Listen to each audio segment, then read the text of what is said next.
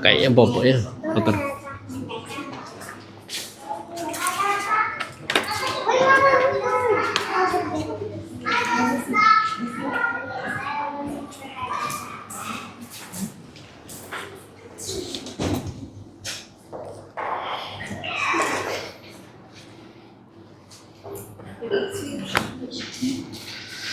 Okay. I will climb this mountain.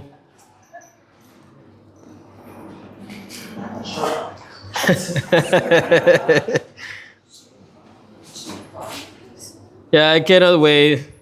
Literally, I want to climb a mountain again with my kids.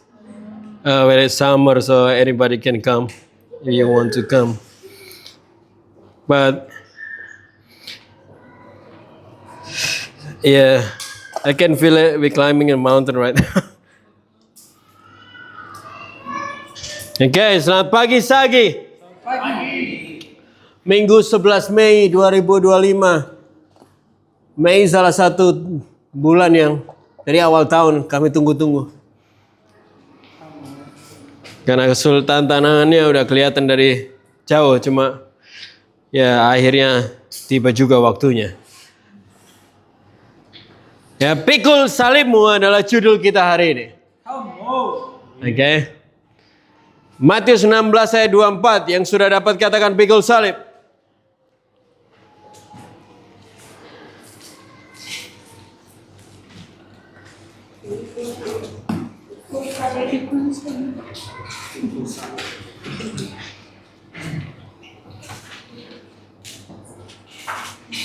Pasti ini salib ya, bukan salib.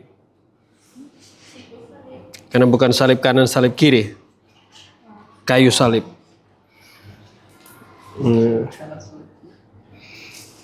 Nah. Oke, ayat 24 mengatakan seperti ini. Lalu Yesus berkata kepada murid-muridnya. Ke siapa?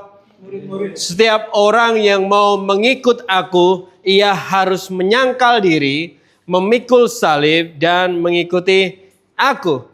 Ayat ini beberapa kali kita baca di beberapa minggu terakhir ini. Di Kamis beberapa minggu lalu, ya kita belajar bahwa kematian adalah awal dari kehidupan. Amin. Percaya hal ini? Kematian adalah awal dari kehidupan. Apa yang dikatakan Yesus ini sangat sederhana. Kalau kamu mau jadi pengikutku, kamu harus sangkal diri, pikul salib. Ya kan? Nah, di awal ini Bapak Ibu Saudara, pertama hal yang mau saya sampaikan adalah yang perlu disadari bahwa di ayat ini bukan undangan yang dibuat Yesus supaya kita jadi follower Instagramnya. Bukan juga undangan yang dia buat untuk kita jadi follower Twitternya. Di dalam kata pengikut ini ada martetes. Martetes dari bahasa Yunaninya. Martetes adalah bahasa Yunani yang setara dengan bahasa Ibrani yang kita kenal dengan Talmidim. Ya kan? Pada dasarnya sama, keduanya merujuk kepada suatu sistem proses murid atau pelajar. Keduanya menggambarkan seseorang yang mengikuti dan belajar dari seorang guru atau rabi. Dalam konteks murid-murid Yesus ini, Bapak Ibu Saudara, martetes adalah istilah Yunani yang digunakan dalam perjanjian baru. Di Talmidim itu Ibraninya. Kalau perjanjian baru, martetes. Karena mereka sama, Bapak Ibu Saudara, saya punya pertanyaan, seberapa banyak yang masih ingat atau hal yang mendasar, yang utama dari Talmidim itu? Yang utama yang terjadi di dalam proses Talmidim. Itu masalah satunya. Yang keseluruhannya. Talmidim adalah proses di mana seseorang menjadi seperti gurunya. Ya. Seperti rabinya. Hidup yang diubahkan untuk menjadi sama seperti rabinya itu. Jadi, ini Bapak Ibu Saudara, ayat ini adalah undangan Yesus untuk semua yang mau jadi talmidim. Undangan Yesus untuk semua orang yang mau ngopi. Bukan ngopi sama Yesus, ngopi hidupnya Yesus. Nah, ini adalah undangan Yesus untuk siapa yang mau punya hidup sebagaimana Yesus hidup. Undangan untuk copy pattern, pola yang Yesus miliki. Seperti yang kita tahu di proses talmidim ada tahapan, yang di tahapan undangan yang kita sebutnya tadi disebut take in. Ya kan? Tahap di mana seorang rabi memanggil, ngundang. Bahasa Jawanya menginvite. Jadi muridnya. Apa yang dikatakan Yesus ini? Tidak saya temukan rabi lain juga memiliki standar syarat yang sama. Artinya, bisa saya bayangkan murid-murid pada waktu itu, waktu dia mendengar syarat jadi talmidimnya Yesus, itu pasti kaget juga gitu. Karena memang ini bukan syarat yang umum yang dijadikan syarat untuk jadi talmid seorang rabi. Ini terjadi di kehidupan kita orang Kristen masa kini. Apa yang Yesus minta dan inginkan dari hidup kita itu jauh berbeda dengan semua apa yang biasa diminta Tuhan dan dewa-dewa lainnya. Yang di luar sana. Ada dewa lain di dalam sini? Jangan. Sehingga orang Kristen tidak benar-benar mengenali Yesus. Orang Kristen yang tidak benar-benar mengenali Kristus, mereka akhirnya tidak sadar bahwa mereka mengikut Yesus, atau bahwa waktu mereka mengikuti Yesus sebenarnya nggak sama caranya dengan waktu mereka mengikuti Tuhan yang lain. Contohnya ya, untuk ikut Yesus tidak bisa bermodal hanya kesalehan, ketakwaan, ya, kerajinanmu untuk menunaikan ibadah. Dan bahkan ibadah sampai ke tanah suci, itu bukan bagian dari gimana Yesus mau. Sampai akhirnya ada tuh, kalau Muslim ada perjalanan suci ke Mekah. Kalau yang Kristen ada perjalanan suci ke Israel. Dan sama seperti yang Muslim, bahkan orang Kristen sendiri mirip kepercayaan terhadap perjalanan ini. Di mana mereka akan merasa kalau menjadi pengikut Yesus yang baik, mereka harus melakukan perjalanan suci itu. Banyak orang Kristen tidak bisa komprehensif ayat ini karena di kepala mereka membayangkan Yesus itu Tuhan yang sama kayak Tuhan yang lain. Padahal dia bilang kalau kamu mau ikut aku, dia punya syarat yang sedikit beda. Bukan sedikit beda, banyak banget bedanya. Kita lihat bagaimana Markus menulis tentang hal ini. Markus 8 ayat 34.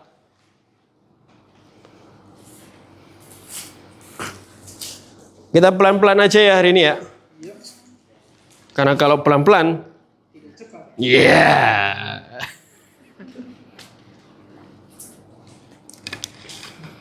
cara penulisan Markus sedikit berbeda dengan apa yang Matius tuliskan. Kalau kita lihat secara detail, mereka berdua akan melengkapi cara kita melihat ayat ini. Di Markus katakan ini, lalu Yesus memanggil orang banyak dan murid-muridnya dan berkata kepada mereka, setiap orang yang mau mengikut aku, ia harus menyangkal dirinya, memikul salibnya dan mengikut aku. Di bahasa Indonesia agak sulit dipahami, bahasa Inggris lebih baik sebenarnya. Karena di dalam bahasa Inggris mereka membedakan dua kata ini. Karena penerjemah menaruh kata yang berbeda di dua kata mengikut akunya. Di bahasa Indonesia tuh mengikut aku di depan dan di belakang. Jadi buat agak bingung. Kalau di bahasa Inggris sedikit beda. Karena memang dua kata ini berbeda. Gitu. Nah yang buat bingung kan karena lihat bahasa Indonesianya itu. Yang pertama Yesus katakan, setiap orang yang mau ikut aku, Dan berikutnya akhirnya dia ngomong, ikut aku. Kata ikut itu. Ikut yang pertama berarti adalah datang atau pergi untuk istilah yang umum. Untuk gerakan yang muncul sebagai seseorang yang menggerakkan atau membuat pergerakan. Sedangkan kata ikut yang kedua berarti mengikuti dengan rasa komitmen sebagai murid.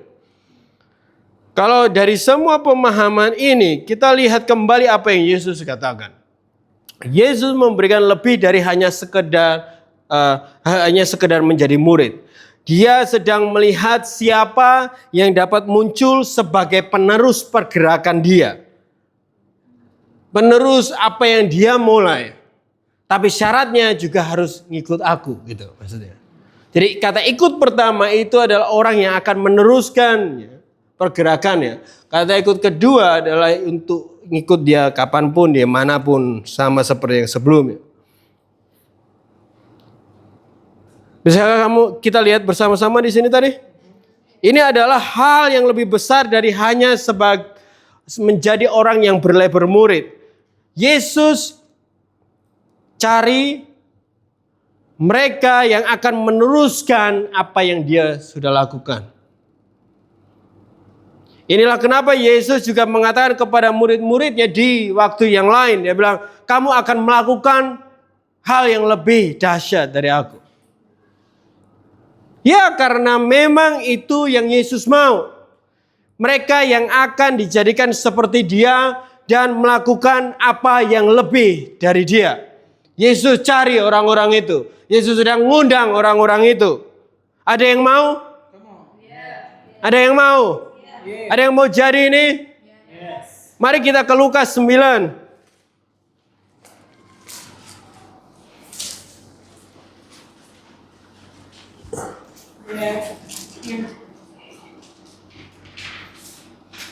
Lukas 9 ayat 23. Pikul salib? Pikul abangku. Katanya kepada mereka, setiap orang yang mengikut aku, ia harus menyangkal diri, memikul salibnya setiap hari dan mengikut aku. Menyangkal diri dan pikul salib. Setiap hari. Lucunya nggak ada lagu sekolah minggu tentang ini. Adanya adalah baca kitab suci, doa tiap hari, ya kan? Doa tiap hari, ya kan? Nggak ada sangkal diri, pikul salib, gitu, tiap hari. Mungkin kita harus buat lagu itu. Perbedaannya satu ngomongin ketakwaan, satu ngomongin syarat yang beneran Yesus ngomongkan.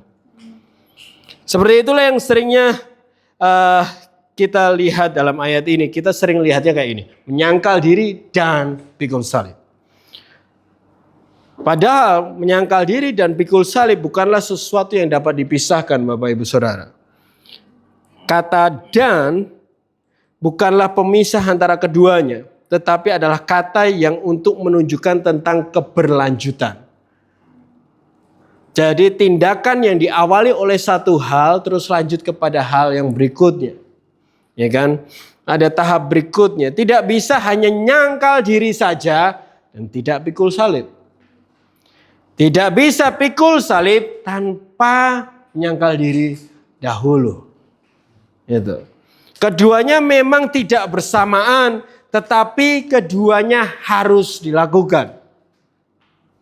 Sehingga hari ini mungkin beberapa kalian akan sedikit bingung. Ini mau bicara tentang sangkal diri atau pikul salib. Masalahnya saya tidak bisa bahas pikul salib tanpa mulai dari sangkal diri karena keduanya berhubungan erat. Oke. Pagi-pagi minggu lalu saya sedang merenungkan pelajaran hari Kamis kemarin ya tentang awal kematian adalah awal kehidupan. Kamu harus mati dulu untuk hidup, ya kan? Merenungkan hal itu sampailah kepada ayat ini dan saya minta Tuhan untuk memperlihatkan ke saya gambarannya seperti apa. Karena seperti apakah gambaran dari kehidupan yang Yesus mau ini? Kehidupan yang dia undang ini, yang dia cari ini, kehidupan yang menyangkal diri dan pikul salib ini kayak gimana. Dengan kayaknya semua orang Kristen tahu istilah ini, tapi tidak tahu sebenarnya hidupnya kayak gimana. Nah itu yang kita mau tahu. Nah saya mau banget karena saya mau jadi talmidimnya Tuhan. Right? Saya mau jadi seperti dia. Saya juga mau melakukan apa yang lebih dahsyat dari dia juga. Saya mau meneruskan apa yang dia sudah mulai di dunia ini. Sehingga saya pengen tahu ini kayak gimana gitu ya. Tapi saya perlu lihat gimana kelihatannya hal ini. Nah terus Tuhan berikan gambaran ini untuk membantu saya mengerti tentang hal ini. Ada gambarnya?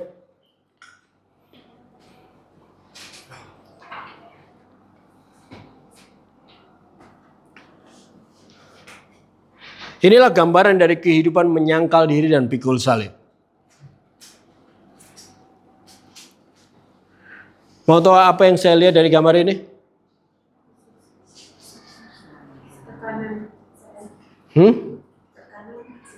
Tekanan. Tekanan bannya berapa? Kita ke 1 Petrus ya.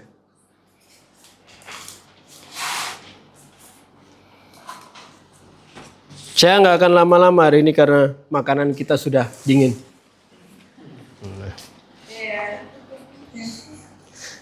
1 Petrus 2 ayat 21. Nanti gambar itu dikeluarin terus saja. Habis ayatnya. Sebab untuk itulah kamu dipanggil. Karena Kristus pun telah menderita untuk kamu dan telah meninggalkan teladan bagimu supaya kamu mengikuti jejaknya. Apa yang saya lihat dari gambar ini adalah contoh. Ya memang ini adalah situasi di mana Yesus OTW disalib. Ya kan? Yang mau disalib tuh. Yesus sedang menunjukkan sebenarnya aplikasi dari pengajaran yang dia katakan beberapa minggu sebelumnya kepada murid-muridnya. Di sini Yesus sedang mencontohkan apa itu penyangkalan diri. Dia sedang memperlihatkan apa itu pikul salib. Di Filipi 2 ayat 6, ayat yang familiar banget untuk kita semua. Yang walaupun dalam rupa Tuhan tidak menganggap kesetaraan dengan Tuhan itu sebagai milik yang harus dipertahankan.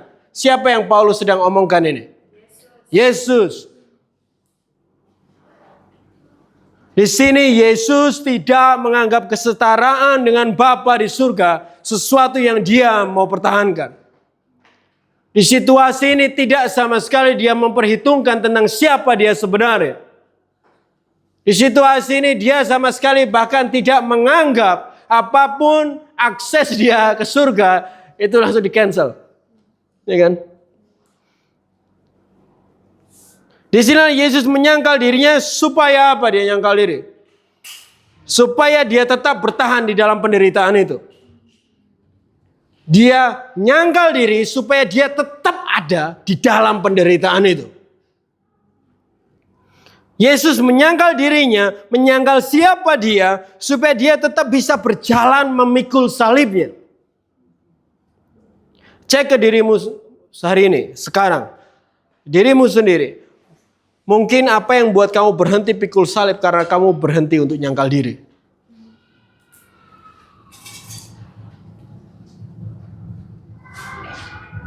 Yang buat kamu berhenti untuk pikul salibmu karena kamu berhenti untuk tidak mengandalkan dirimu sendiri.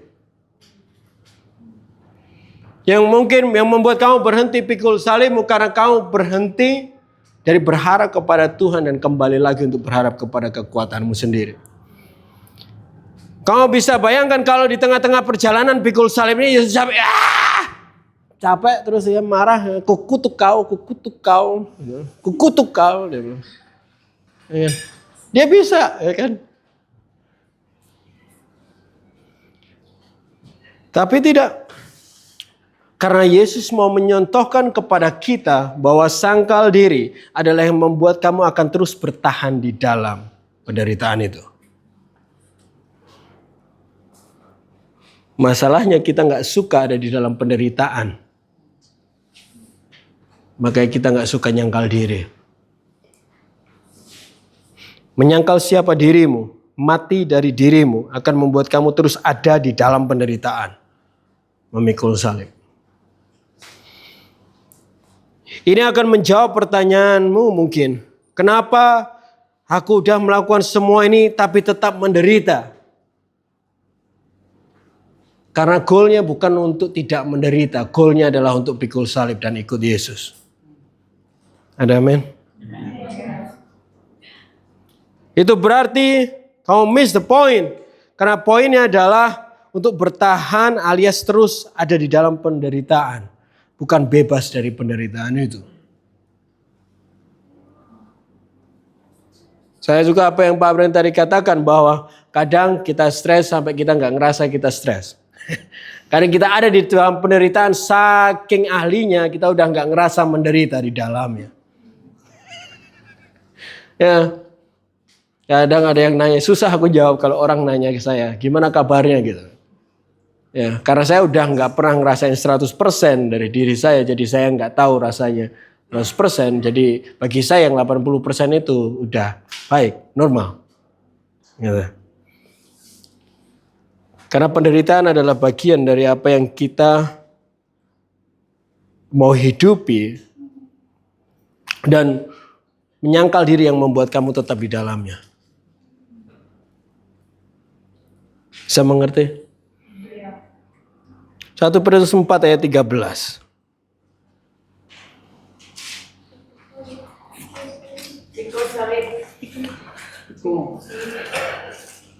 Pikul salib. Ayat 13 beginilah firman Tuhan. Sebaliknya bersukacitalah. Amin. Ya masuk sih. Sesuai dengan bagian yang kamu dapat di dalam mana? Di dalam apa? Penderitaan Kristus. Ya, bersukacita di dalam penderitaan Kristus supaya kamu juga bergembira dan bersukacita pada waktu Ia menyatakan kemuliaannya. So, bisakah kamu melihat penderitaan Yesus di gambar ini? Gambar yang tadi, mana tadi? Saya lihat penderitaan Yesus di situ. Pertanyaan saya adalah, kenapa Yesus menderita di situ? Kenapa dia kesulitan? Kenapa di gambar ini kita lihat dia kesulitan, dia kelelahan, gitu, mengalami sakit yang luar biasa. Kita tahu lah film ini ya. Semua udah nonton? Kenapa? Kenapa Yesus menderita di sini? Karena dia pikul salib. Coba dia nggak pikul salib, nggak sakit dia. Kalau dia nggak pikul salib, dia nggak kecapean. Salib itu literally berat. Bahkan tidak hanya berat, tapi juga di dalam keseluruhan penyalipan itu, proses penyalipannya itu harus dipaku tangannya, ya kan, harus digantung, diangkat di atas dan tergantung di situ sampai mati. Dan Yesus menderita karena salib ya. Karena salib yang dia harus tanggung dan dia bawa dan dia mati di atas salib itu juga. Itulah mengapa salib adalah gambaran dari penderitaan hidup. Sesimpel kalau teman-teman cari, selidiki arti salib itu apa, selalu ngomong tentang penderitaan hidup. Ya memang salib itu literally menyakitkan dan membuat menderita. Tetapi kalau kita sadar di hari itu tidak hanya Yesus yang disalibkan.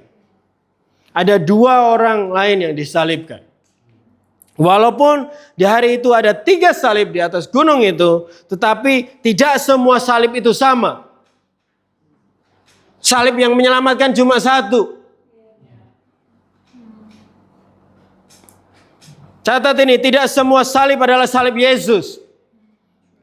Karena memang tidak semua penderitaan itu sama dengan penderitaan Yesus.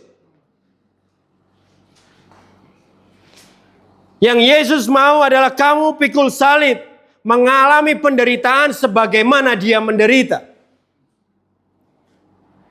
Petrus di ayat ini pakai kata penderitaan Kristus. Itu saya suka banget, dia pas langsung. Boom gitu. Untuk membedakan benar-benar Karena tidak semua penderitaan itu adalah sama dengan pikul salibnya Kristus. Tidak semua kesulitan yang kamu alami adalah pikul salib. Penderitaan salib Kristus itu bukan waktu kamu kehabisan duit karena boros. Penderitaan salib Kristus bukan saat kamu kena konsekuensi karena dosa yang terus-menerus kamu hidupi. Penderitaan salib itu bukan saat kamu sakit karena kamu nggak pernah olahraga dan makan yang sehat. Tidak semua penderitaan adalah penderitaan Kristus dan tidak semua salib adalah salib Kristus.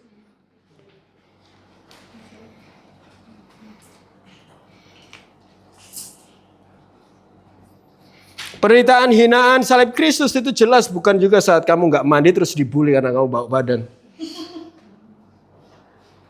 Ya, nggak usah dicium juga. Aku bukan ngomong ke kamu. Semua yang saya coba contohkan ini adalah penderitaan di dalam, untuk memperlihatkan penderitaan di dalam Kristus itu bukan penderitaan yang dikarenakan oleh ulahmu sendiri, ulah kita sendiri, tidak sama sekali. Kolose 1:20.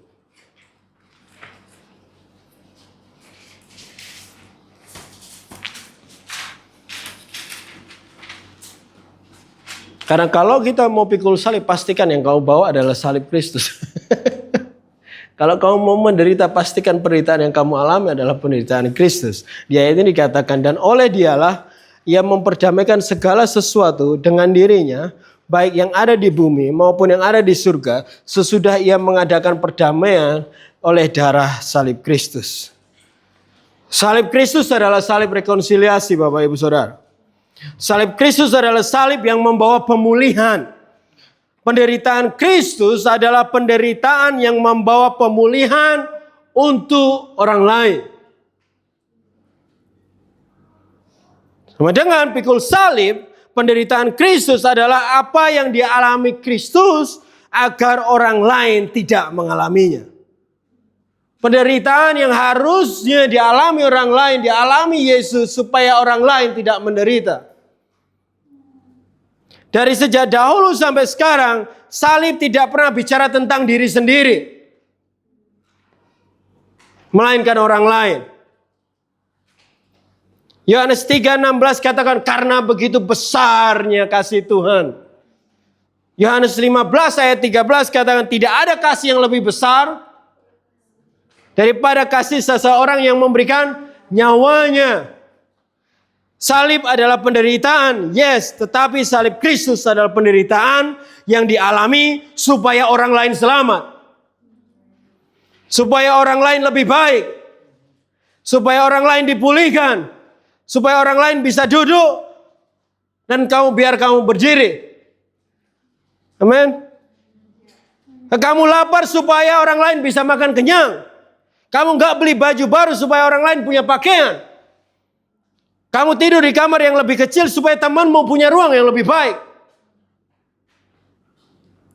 Penderitaan yang kamu alami karena kamu tahu, aku lakukan ini supaya mereka punya hidup lebih baik.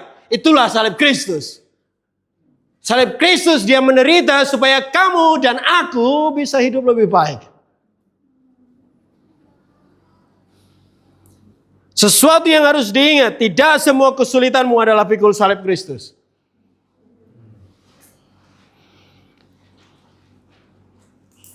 Saya harap itu jelas. Karena sudah sampai situ aja khotbahnya. Mari kita melakukan apa yang benar. Tapi saya mau tunjukkan apa yang salah juga. Ibrani 12 ayat 2. Enggak benar-benar salah. Maksudnya ada dua poin di sini. Ibrani 12 ayat 2.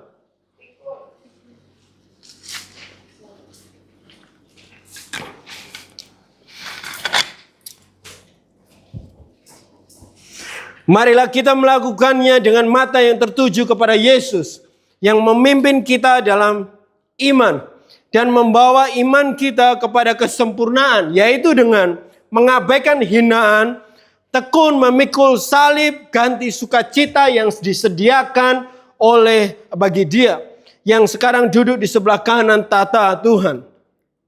Saudara banyak tahu Saint atau Santo Agustin? Pernah tahu? Pernah dengar? Pernah katakan ini, salib bukan kayu, tetapi hati. Perlu kita menyalibkan hati. Saya sebut ini perkataan yang merendahkan kualitas salib Kristus itu. Karena salib adalah kehidupan seluruh hidupmu, nggak cuma hati doang. Ya. Kehidupan yang berpusat pada orang lain. Yang bahkan menderita karenanya, karena orang lain itu. Agar orang lain dapat menerima keselamatan dan hidup yang lebih baik. Santo Agustin memiliki beberapa statement tentang salib, teman-teman bisa baca ya, tapi bahayanya adalah semuanya berpusat kepada diri sendiri. Ayo pikul salib supaya engkau menjadi selamat. Saya nggak lihat itu di salib Kristus masalahnya. Dia salah satu yang membuat kontribusi terhadap miringnya pemahaman orang Kristen tentang pikul salib. Bahkan kesulitan yang kamu alami karena apa yang kamu inginkan itu juga bukan salib Kristus. Iya kan? Kalau lihat di gambar ini, apakah salib Kristus itu tentang dirinya? Apakah salib ini tentang dirinya? Salib yang Yesus pikul apakah untuk Yesus? Tidak. Stop claiming kesulitanmu adalah salib Kristus kalau apa yang kamu fokuskan hanyalah dirimu sendiri.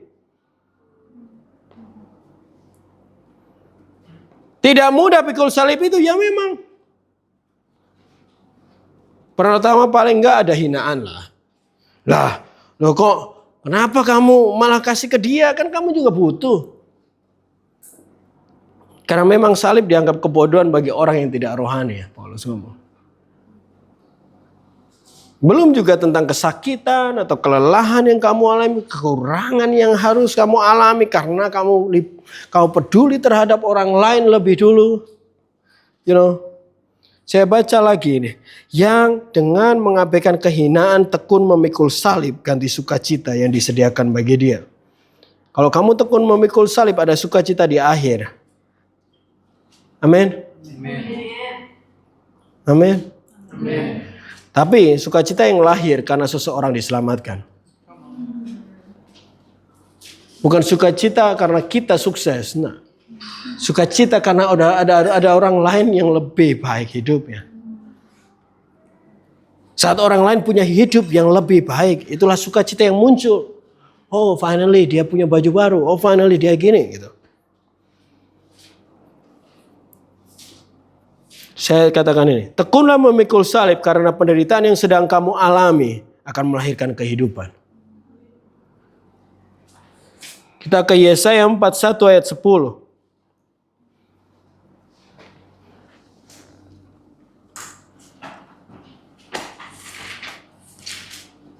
Salah satu boleh bacakan dengan keras, boleh bahasa apa aja, bahasa Zimbabwe juga boleh.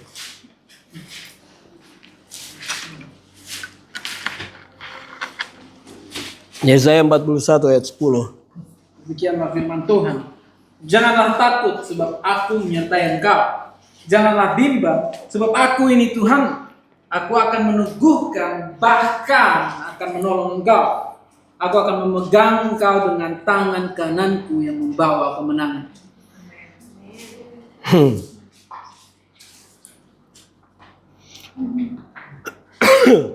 Tanda bahwa kamu sedang menderita karena pikul salib adalah saat kamu mulai putus asa karena semua tekanan yang ada. Artinya semua penderitaan memang gak pikul salib Kristus, right? Jadi untuk melihat apakah itu penderitaan yang benar atau enggak, waktu kamu sampai ke titik kadang putus asa. Karena terus kamu berpikir, aku lakukan semua ini tapi aku tetap kekurangan. Kerja lebih dari jam terus tapi tidak ada peningkatan. Aku lakukan semua ini tapi apa yang aku dapat? Putus asaan itu. Bahkan kadang, aku lakukan semua ini udah rajin, udah luar biasa, tapi aku tetap jomblo.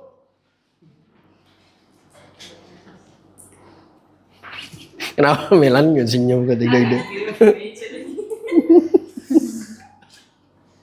Sehingga kau sebenarnya semua keputusasaan itu, karena kamu mulai mikirin dirimu lagi. Kamu mulai mikirin nasibmu sendiri. Tapi sebaliknya adalah waktu kamu menderita karena salib Kristus, memang kamu nggak akan dapat apa-apa, sir. Karena yang dapat adalah orang lain.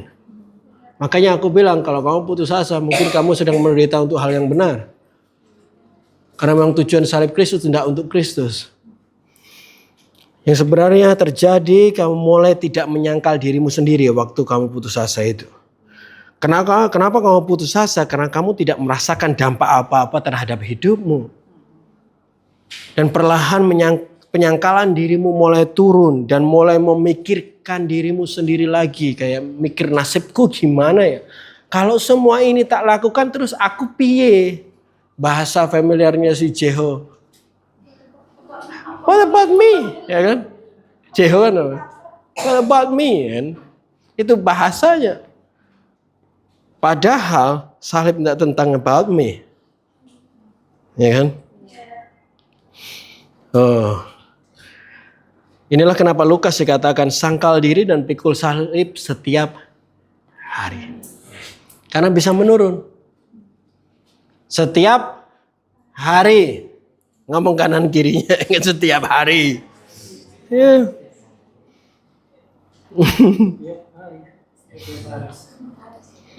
Karena akan ada hari di mana kau bangun pagi dan tiba-tiba kau fokus ke dirimu sendiri aja. Muncul. Tandanya apa? Bangun pagi dengan kekhawatiran.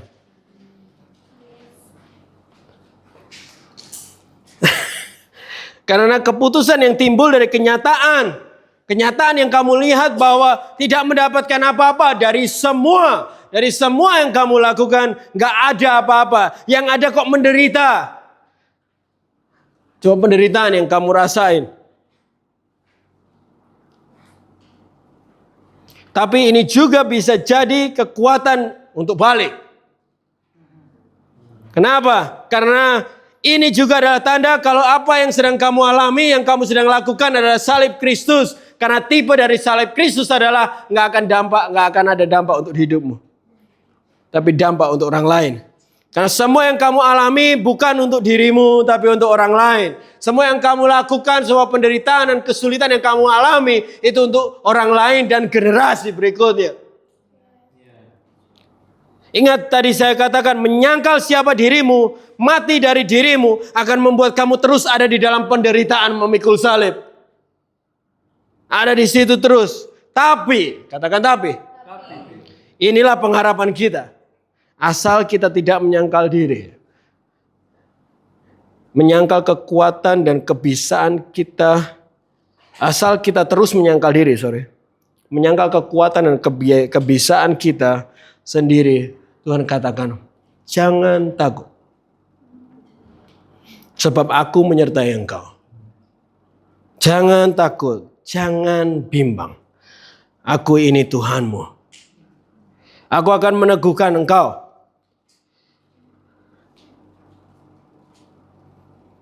Bahkan akan menolong engkau. Aku akan memegang engkau dengan tangan kananku. Dan membawa apa? Kemenangan. Kebangkitan Yesus adalah bentuk dari kemenangan. Betul? Tapi sekarang saya pribadi melihat kematian Yesus adalah juga kemenangan. Kemenangan dari diri sendiri. Kemenangan yang pada akhirnya menang dari diri sendiri untuk enggak pernah menyerah, pikul salib sampai akhirnya mati dari diri sendiri. Dia Tuhan kita akan pastikan kita sampai kepada kemenangan itu. Kalau kau merasa putus asa akhir-akhir ini, amin. Atau hari ini mungkin gak putus asa, tapi kamu sering balik lagi ke putus asaanmu. Mungkin di Senin, mungkin di Selasa, mungkin di Rabu, mungkin di malam-malam, lebih ke sore kalau lagi capek. Atau kalau pagi lupa ada sarapan atau enggak, ingatlah dirimu harus mati untuk kamu bisa bertahan. Dan terus pikul salib. Lihat gambar ini. Saya kayaknya punya satu gambar lagi di sini.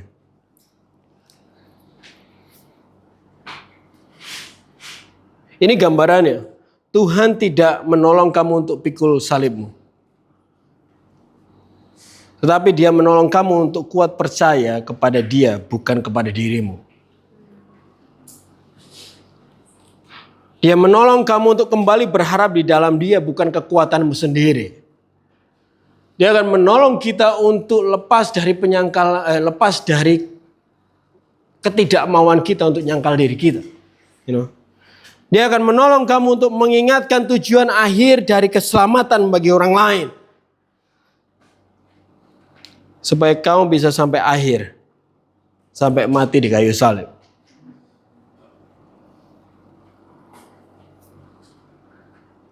Kita ke Kisah Rasul 10 ayat 39. Yang sudah lapar katakan amin.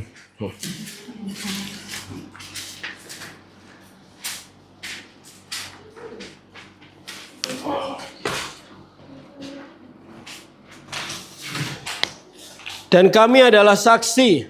Katakan pikul salib kalau udah nemu. Dari segala sesuatu yang diperbuatnya di tanah Yudea maupun Yerusalem. Dan mereka telah membunuh dia dan menggantung dia di kayu salib. Bapak Ibu Saudara, ini menariknya. Sangkal diri adalah titik awal dan kekuatan untuk kematian terhadap diri kita sendiri. Ya kan? Pikul salib adalah penderitaan yang harus dialami untuk menuju kepada kematian itu. Menariknya adalah keduanya, baik sangkal diri ataupun pikul salib tujuannya sama, tujuannya satu. Tujuannya adalah mati. Yesus sampai mati dibunuh. Mati. Yesus sangkal diri, pikul salib, dan akhirnya adalah apa? Kematian. Tapi kematian untuk kehidupan. Kamu sangkal diri dan pikul salib, ujungnya adalah apa? Untuk kematian total dirimu. Supaya enggak ada lagi aku. Untuk kematian diri kita. Tapi dan juga melahirkan kehidupan bagi orang lain. Filipi 3 ayat 10. Buka cepet-cepet aja. Set.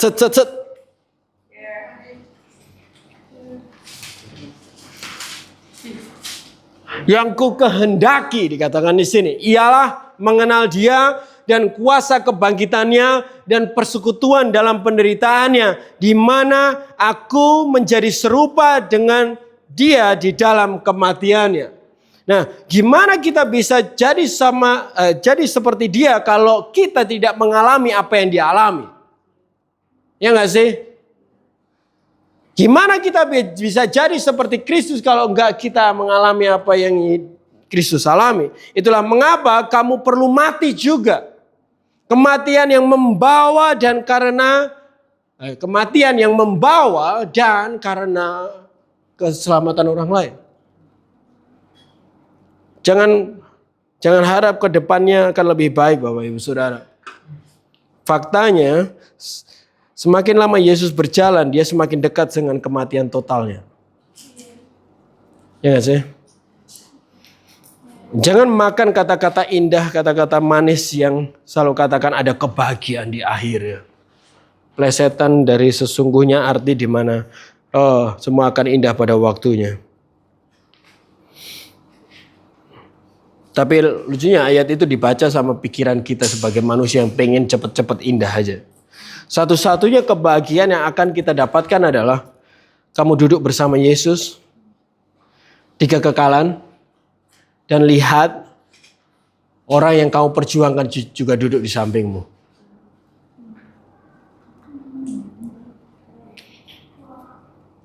Right? Semakin jauh makin sulit. Bayangin aja, makin jauh makin sakit loh. Yesus itu pikul salibnya. Makin jauh kamu semakin lelah. Dan perjalanan belum selesai sampai kamu benar-benar mati di kayu salib itu. Mati di kayu yang kamu bawa sendiri. Semakin jauh kamu akan semakin mati dari dirimu. Tapi semakin dekat dengan keserupaan akan Kristus. Alkitab katakan siapa yang kehilangan nyawanya akan memperoleh nyawanya. Hidup diberikan untuk hidup. Saya tahu khotbah ini mungkin tidak banyak akan disukai. Karena faktanya ujungnya kita semua akan mati. Mati dari diri kita sendiri. Saya tahu saya tidak menemukan cara lain masalahnya. Saya tidak menemukan cara lain yang Yesus bagikan kepada kita untuk kita jadi muridnya. Nggak ada cara lain untuk gimana caranya kita bisa jadi talmidibnya, jadi penerusnya. Kecuali kita harus cangkal diri dan pikul salib. Jadi pikul salib itu Bapak Ibu Saudara tidak pernah tentang diri sendiri. Bahkan semakin jauh kamu berjalan sambil pikul salib, semakin dekatlah kamu dengan kematian total siapa kamu. Kematian total siapa dirimu. Tetapi penderitaan yang kamu alami akan mendatangkan kehidupan untuk orang lain. Amin. Pada akhirnya setiap orang yang mau mengikut Yesus, dia harus sangkal diri dan pikul salib. Ada yang mau? Ada yang mau di sini? Mari kita berdoa. Tuhan, terima kasih untuk segala sesuatunya. Untuk Engkau yang memberikan contoh bagi kami. Engkau menyangkal dirimu untuk tetap ada di dalam perjalanan itu, bahkan sampai ke kayu salib, supaya kami hidup. Dan kami mau melakukan hal yang sama. Kami mau terus sangkal diri kami, enggak menggantungkan pada kekuatan kami, supaya kami bertahan di dalam penderitaan yang menghasilkan keselamatan, penderitaan yang menghasilkan kehidupan bagi orang lain. Dan hari ini Tuhan, kami mau untuk belajar pikul salib dan tekun terus ada di dalamnya. Dalam nama Tuhan Yesus yang berdoa, haleluya, amin. Selamat hari Minggu, Tuhan memberkati.